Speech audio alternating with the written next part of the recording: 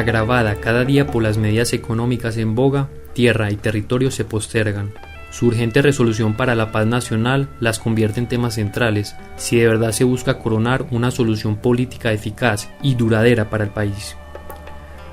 Postergada desde siempre, la reforma agraria es parte sustancial de nuestra historia, de la herencia colonial no superada, del modelo de desarrollo optado por los sectores dominantes, de la tensión manifiesta entre ciudad y campo, de las formas de control político operadas y vigentes en toda nuestra geografía, de la sobrevivencia de los terratenientes, del auge del narcotráfico, del poder de la iglesia, del incesante crecimiento que caracteriza a nuestros grandes centros urbanos, construidos por oleadas de desplazados que desde los años 50 del siglo XX no dejan de llegar, así como el origen y consolidación de la violencia que recorre campos, poblados y ciudades.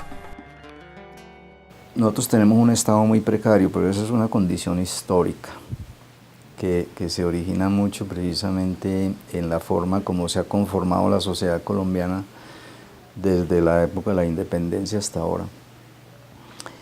Y de la forma como, y también de la manera como una élite rural se ha articulado con los poderes del Estado. Y la forma como esa élite ha concebido el desarrollo, que es un desarrollo fundamentado en los intereses individuales y no en el interés común. De alguna manera eso condiciona la acción del Estado, porque nosotros lo que decimos mire, este país conformó una estructura agraria desde la época de la colonia hasta ahora que no la cambiaba, que al contrario se ha consolidado, con una condición política excluyente, donde los únicos que tienen poder de negociación con el Estado en la política pública y por el presupuesto público son básicamente los grandes propietarios y grandes inversionistas. El resto de la sociedad rural no tiene poder, ni político ni poder frente al Estado. Y precisamente esa élite lo que en el fondo hace es, o ha hecho históricamente, es consolidar sus poderes políticos y mantener esa posición de privilegio. Por eso creemos que si no hay Estado de alguna manera es porque esos poderes políticos no le han permitido al Estado que se desarrolle, porque el Estado se desarrolla en la medida que ofrece bienes públicos, en la medida que vela por los intereses de la comunidad, no de privilegios, en la medida que ejerce el dominio de la fuerza para controlar los territorios y tener un control que le permita a la ciudadanía moverse libremente en el territorio y tener libertad y poder desarrollar propuestas y democracia. ¿Cuál es el diagnóstico? ¿Y qué es lo que pasa en el campo? Hay una primera tesis. El problema agrario tiene como elemento central la violencia como fuerza productiva y de reproducción de poder. La configuración de relaciones sociales, de redistribución de la tierra y de los activos desde la violencia. Los niveles de concentración se han logrado no por relaciones económicas, sino por relaciones políticas y militares. No hay una configuración de la propiedad de la tierra en Colombia ajena al conflicto armado, a la guerra y a la violencia, en contradicción con la aspiración de mayorías poblacionales y de comunidades en el campo. Eso significa que tenemos una realidad campesina en Colombia.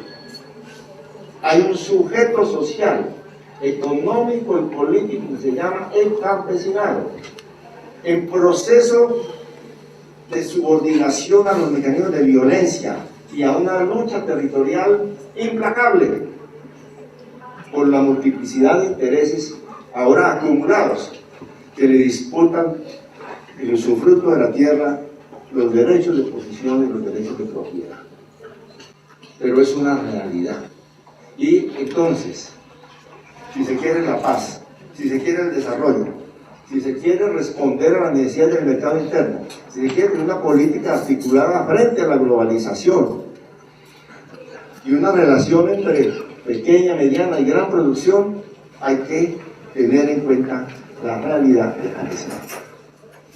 Por eso nosotros decimos, mire, si se quiere cambiar el orden social rural, que es lo que ha mantenido esa situación de atraso, de poco presencia del Estado, de poco desarrollo del Estado, hay que empezar a modificar de alguna manera esas estructuras de poder que están fundamentadas en la tierra. Y en el sector rural la tierra tiene un peso muy importante en la discusión, porque en Colombia, a diferencia de otros países, pero de una forma muy aguda aquí, la tierra sigue siendo fuente de poder político. Y esa es una condición de atraso, no de modernización. Nosotros no hemos sido capaces de superar eso, pero es porque hay unos poderes que fundamentan en la tierra su capacidad de presencia en el Estado y en la negociación de lo público, que precisamente ha evitado que se democratice la propiedad y que pueda haber realmente una democracia real, ¿no es cierto?, donde todos los actores se organizan y tienen poderes políticos, obviamente con diferencia, pero los tienen. Pero es que aquí no, el campesinado no tiene poder político. No, nosotros no podemos seguirnos diciendo mentiras de que tenemos una democracia en Colombia. No hay una democracia real cuando usted tiene sectores tan grandes de la sociedad por fuera de la discusión política y de la representación política. Entonces, ¿cuál democracia? ¿De qué democracia hablamos? ¿La democracia de unos pocos? Pues posiblemente sí, pero no es lo que se esperaría en un proceso de desarrollo humano. Colombia ha recorrido por lo menos 4 etapas de frustraciones en el campo. Primero, con la revolución de marcha de López Pumarejo y su Ley 200 de 1936. Según Jesús Bejarano y otros historiadores, la amenaza de la reversión al Estado de las tierras mal utilizadas produjo una gigante expulsión de aparceros y de arrendatarios que podían convertirse en propietarios. En la administración Eduardo Santos, el ministro de Hacienda, Carlos Lleras Restrepo, lanzó un plan agrario para el mejor uso de la tierra con la ayuda de la Fundación Rockefeller en la asistencia técnica, ahora SIAT, con la fundación de institutos de fomento algodonero, tabacalero, azucarero, entre otros de crédito como la Caja Agraria y de Mercado INA, luego IDEMA. Se consolida durante varios gobiernos la llamada Revolución Verde, la agroindustria. Revolución que engulló también una buena parte del minifundio y propiedades medias. Solo ante el empuje de la Revolución Cubana en los años 60 y con la voluntariosa réplica de la Alianza para el Progreso se logra implantar el proceso de reforma agraria paralelo al plan decenal industrial. El plan se realiza, pero la reforma se empantana. El latifundio costeño se alebresta y da el debate bajo las invectivas del senador José Ignacio Vives. El presidente Carlos Lleras se tambalea. Luego, Misael Pastrana Borrero entierra el intento de reforma agraria con el pacto bipartidista de Chicoral, 1973. El profesor Currié, su asesor de cabecera, habría sentenciado: el problema del campo no es de oferta, sino de demanda. Basta acelerarla con la demanda de alimentos producida por el Plan Urbano de Urbanización y Vivienda. La cuarta etapa está asignada por la irrupción del narcotráfico en la década de los 80. Con las 4 amnistías patrimoniales, la última del presidente Gaviria, el narcotráfico compra y legaliza una considerable porción de las mejores tierras en Colombia. Si uno mira qué es lo que ha pasado, por qué lo rural hoy en día tiene una brecha muy amplia con lo urbano, que se traduce, por ejemplo, en que los índices de pobreza de las áreas rurales frente a las áreas mucho más urbanizadas del país tienen unas diferencias de entre 20 y 30 puntos, o sea, hay una brecha muy grande. Pero yo diría que precisamente esa brecha es por el modelo de desarrollo, que le apostó precisamente a un modelo de industrialización y un modelo urbano y descuidó lo rural. Entonces, el resultado que hay en las estadísticas no quiere decir que es que lo rural no puede, ¿sí?, sino que precisamente ese es un efecto de la forma como se consiguió el desarrollo en el país. y nosotros lo que decimos es que precisamente hay que recuperar lo rural, porque en lo rural puede haber oportunidades y opciones para mejorar educación, salud e ingresos, que son las 3 variables básicas que definen Naciones Unidas para medir el índice de desarrollo humano. Nosotros no podemos seguir vaciando el campo. Es que los modelos del Banco Mundial no tienen en cuenta las condiciones históricas y de contexto que viven los países. Usted no le puede aplicar el modelo del banco a Colombia, eso es absurdo. ¿Cómo va a plantear usted que hay que seguir vaciando el campo cuando las ciudades no tienen dónde albergar una persona más, no tienen cómo ofrecerle un empleo digno, un ingreso digno y unas condiciones de vida que se merecen todos los ciudadanos colombianos? Y nosotros pensamos que dada la situación como están las ciudades hoy en día en Colombia, el poco desarrollo de la industria y una serie de actividades que no generan mucho empleo y donde el empleo informal es más del 60%, casi el 60% en la ciudad, ¿qué sentido tiene traer la gente del campo a la ciudad? Al contrario, hay que hacer es una política de desarrollo rural que permita mantener el campo y estabilizar las sociedades rurales, darles una estabilidad social, económica y política en el largo plazo. Se necesitan por lo menos 2 generaciones, pienso yo, de transición entre el modelo que tenemos y un modelo nuevo de desarrollo rural que se consolide y que haga un diálogo y una articulación con un modelo más general de desarrollo, de tal manera que usted constituya una sociedad rural estable y sólida, en donde los campesinos, que son el sector más importante de esa sociedad, puedan hacer un tránsito de su situación de pobreza a una situación de mejoramiento, de calidad de vida y de conformación de una cosa que sobre el cual el informe llama mucho la atención, de conformación de una clase media rural hacia el futuro, que el sector no la tiene. La dignidad del campesino colombiano ha sido inmensamente vulnerada entre nosotros. Y esta vulneración de la dignidad hay que rescatarla con una determinación muy grande si queremos hacer desarrollo en serio en nuestro territorio. Muy difícil que un campesinado, como ha sido mirado en la historia del país, pueda realmente enfrentar posiciones diferentes si las organizaciones no son fuertes y si esas organizaciones no pueden institucionalizarse. Por eso, cuando uno va a hablar de desarrollo rural de una manera real y seria, además de la organización campesina, necesita moverse en un horizonte de 30.000 o 40.000 kilómetros cuadrados. El Magdalena Medio, el Guaviare, el Vaupés, el Putumayo. Sin eso no es posible realmente concebir la posibilidad de crear dinámicas que transformen una situación rural. Situada en la esquina norte de Sudamérica, Colombia está conformada por un territorio total de 207 millones de hectáreas, cuya mitad corresponde casi a sus áreas marítimas, Atlántico y Pacífico, el resto a 114 millones de hectáreas continentales. Una parte, 63.900.000 hectáreas, está constituida por bosques naturales que sustentan la biodiversidad de la nación y representa el 10% de la biodiversidad mundial. En el territorio nacional, según el último censo y cuyos resultados da a conocer el DANE, habitan 47.050.844 personas, cifra que no cuenta con los millones de connacionales que han tenido que emigrar, exiliarse y refugiarse en fronteras lejanas o cercanas. 75% de los colombianos vive en cascos urbanos, 31.566.276, y el 25% restante en el campo. Es decir, en las manos de 10.524.226 campesinos, indígenas y afrocolombianos reposa la garantía de alimentación para los colombianos. Entre quienes habitan el país hay 1.378.884 indígenas y 4.261.996 afrocolombianos. En cuanto a la proporción de tierra que ocupan, los cabildos indígenas están situados sobre un territorio inalienable de 31.250.000 hectáreas.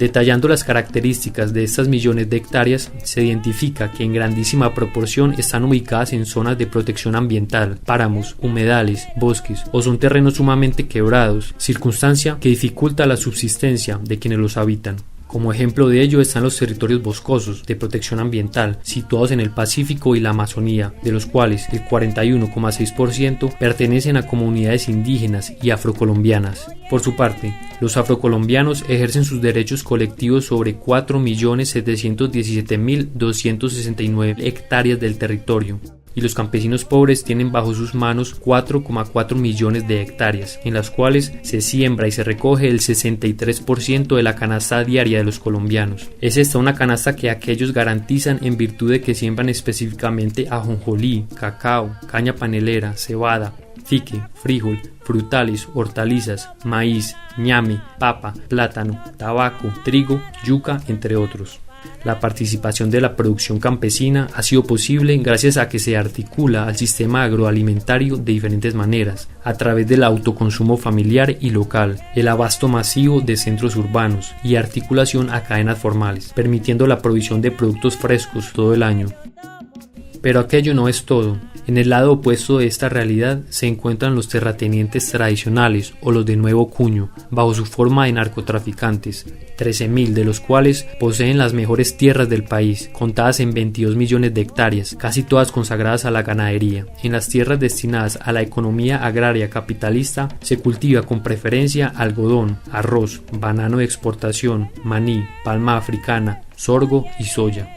Tal concentración de la propiedad de la tierra prosigue en forma vertiginosa. En 1984, las fincas menores de 3 hectáreas correspondían al 55% de los propietarios, que controlaban el 2,9% del área. En el año 2000, las fincas de ese tamaño, pertenecientes al 57,3% de los propietarios, controlaban apenas el 1,8% de la superficie. En 1984, el rango de propietarios de más de 500 hectáreas, 0,5%, controlaban el 32,6% del área y en el 2000 el 60,8%. Tendencia de concentración que aún no ha dejado de crecer durante lo que va corrido el siglo, como lo muestra la gráfica. De otra parte, la concentración de la tierra se ha intensificado con la dinámica del conflicto armado. De acuerdo con el Instituto Geográfico Agustín Codazzi, 2.428 propietarios con más de 2.000 hectáreas, que corresponde a un 0,06% total de propietarios, poseen 44 millones de hectáreas, lo que corresponde al 53,5% de la tierra, y al mismo tiempo unos 1,3 millones de propietarios, que corresponden a un 35,8%, poseen 345.000 hectáreas, o sea, el 0,42%, en proporciones individuales menores a una hectárea. Aquí hay un problema, y es que la concentración de la tierra en Colombia, que es una realidad, vamos a citar cifras, está asociada a la inequitativa utilización del uso del suelo. Toda la construcción alrededor del tema de la propiedad está construyéndose para facilitar la consagración de la concentración hecha a través de la violencia. Y está en varios capítulos, cómo se ve el tema de los baldíos, cómo se ve el tema de la extinción de dominio, que se amplía el tiempo, incluso frente a la legislación actual a 5 años, todo eso. La manera como se establece el megaderecho de propiedad en cabeza de los títulos mineros. Nada puede atentar sobre la propiedad de los títulos mineros, está por encima de la propiedad del suelo y de todo. El código minero está en contra hasta del proyecto del gobierno. Hay una contradicción de políticas en la política del gobierno frente a lo rural. Como reflejo de lo anterior, el actual grado de concentración de la tierra en Colombia, expresado mediante el índice Gini, es de 0,54, donde 0 equivale a equidad perfecta y 1 a inequidad perfecta, ubicándose Colombia entre los 6 países con mayor desigualdad económica en el mundo. La gran preocupación nuestra, y que por supuesto tiene que ver mucho con esta ley, es que la realidad nos está marcando. Por ejemplo, decíamos nosotros en el Urabá antioqueño, 2.4 millones de hectáreas son cultivables para agricultura, pero los títulos mineros que ya se entregaron es para 1.9 millones de hectáreas, es decir, el 80% de esta región está destinada ya para la minería. De las 114 millones de hectáreas que tiene Colombia de tierra, el 50 puntos son aptos para minería. Pero para agricultura, de ese 50 solamente se está cultivando el 9%, es decir, 4.9 millones. Y ya ha cogido el 11% de esa tierra cultivable la minería. Pero ahora con los títulos mineros, que es alarmante, por ejemplo, de ese sector que tenemos agrícola, tenemos una solicitud de un 58.9% ya en títulos mineros otorgados, es decir, de los 50 millones que tenemos en hectáreas, ya entregaron 30 millones en títulos mineros.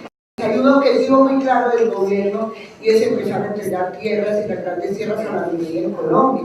Entonces el tema de seguridad alimentaria sí veo que no se maneja con otra realidad que debe de ser la institucionalidad, que prácticamente no se toca, se deja como intacta y que tiene que tener otra mirada desde las mesas alternativas. No olvidemos que ya hay una amenaza. Colombia es el segundo país en una lista de la FAO que avisora problemas de hambruna unos 20 o 30 años a futuro.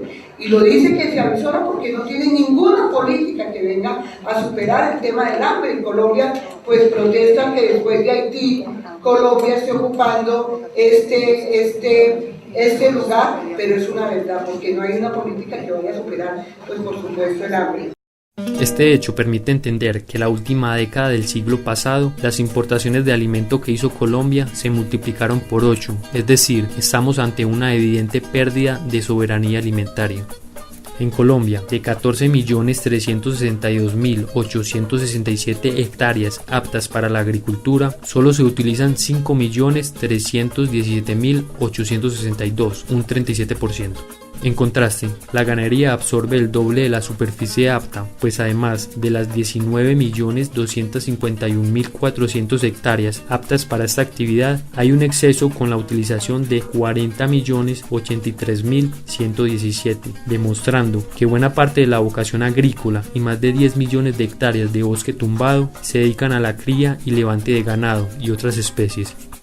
Cabe precisar además que las economías campesinas se encuentran principalmente en la región andina, donde concentran el 68% de su área cosechada y el 89,2% del valor de la producción. La producción campesina no cafetera legal se genera en 6 departamentos: Cundinamarca, Antioquia, Santander, Boyacá, Nariño y Córdoba, y la capitalista legal en 3 departamentos que copan el 50%: Antioquia, Valle y Tolima. La muerte de los perrones. Y hoy en día lo que está en debate, creo que en el mundo, es ese desarrollo o ese concepto de desarrollo que tenemos, ¿no? Que tiene la humanidad. Porque hablar de paz significa también hablar de la distribución de la riqueza. Yo creo que no se va a avanzar mucho en la paz si realmente los niveles de concentración de la propiedad de la tierra siguen allí, vivos. Y la economía campesina entonces significa 3 elementos para terminar: la tierra, segundo, el agua, tercero, las semillas, cuarto, los créditos. Vengo también de Bolivia, y no es que quiera copiar, pero en Bolivia los créditos están a 0. Si lo hace Bolivia, que es más pobre que Colombia, porque aquí en Colombia no podemos tener una política con crédito 0 para la economía campesina. Me refiero a los intereses 0 para la economía campesina, ¿no? Señor ministro, tome nota, a favor, y eso hay que llevarlo a una ley al Congreso y que se cumpla. 10 años para terminar. 10 años después de la ley de mujer rural, y yo siempre le digo a las compañeras, ¿para qué van a seguir gastándose allá para que le reglamenten esa ley? No. Si el gobierno no tiene la voluntad política de hacer las cosas, es muy difícil. Y tercero, presupuesto, o cuarto, presupuesto. Hay que hacer presupuesto, así como estamos hoy invirtiendo 26 billones de pesos para la guerra. Necesitamos que esos 26 billones de pesos se inviertan en la economía campesina. Eso es fundamental.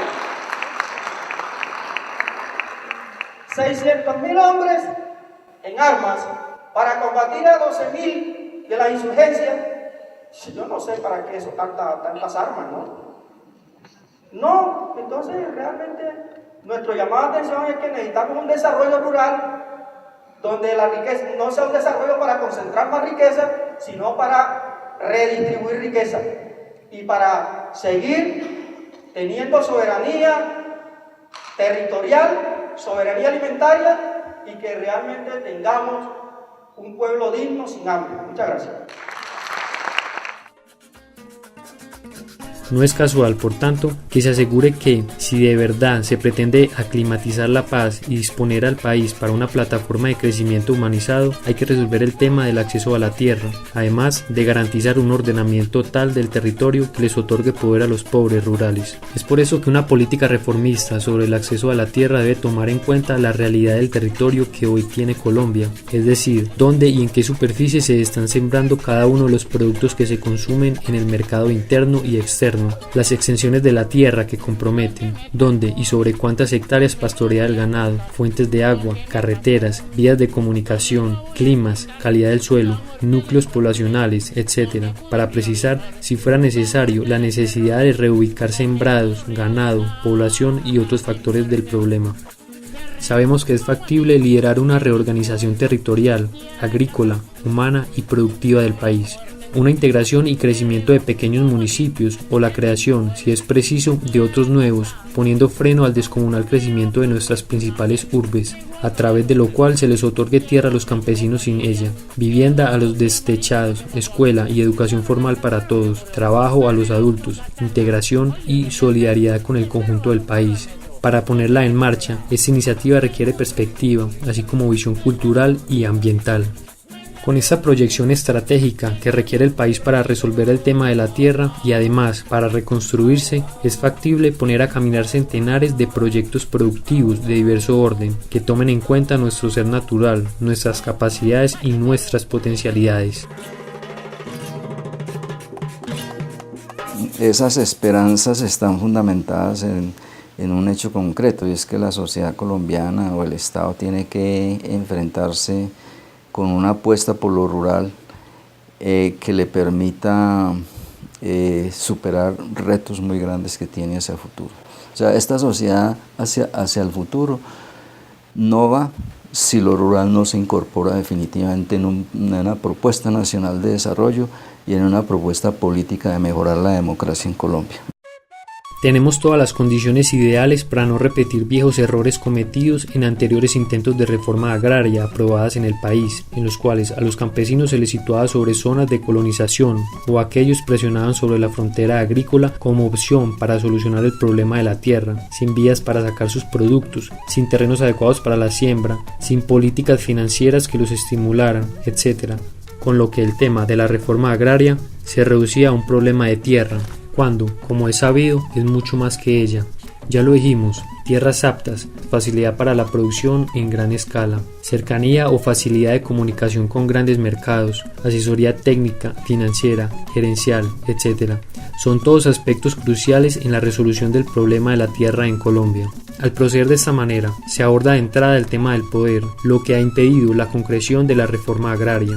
Sí, la solución del problema agrario implica tomar medidas en campos tan variados pero independientes como el ordenamiento territorial, la legislación sobre la tierra y sus posibles usos, la economía y las políticas financieras de pequeños y medianos productores, estímulo y acceso al comercio exterior, amén de educación, protección del medio ambiente, organización social, etc.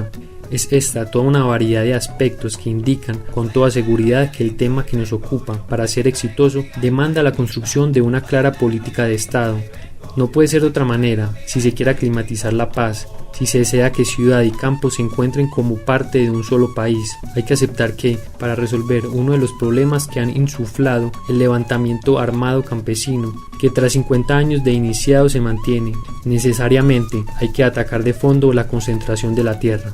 Esto por un lado, pero por otro, hay que reconocer a los campesinos, indígenas y afrocolombianos como lo que de verdad son, un sector fundamental del país, del cual en buena medida depende en estos momentos uno de los sectores cruciales de su soberanía, la alimentaria. además de otros vitales como su estabilidad ambiental, su conservación como baluarte fundamental de la humanidad en agua, biomasa y biodiversidad, y líderes en la resistencia contra la uniformidad y el control cultural del mundo.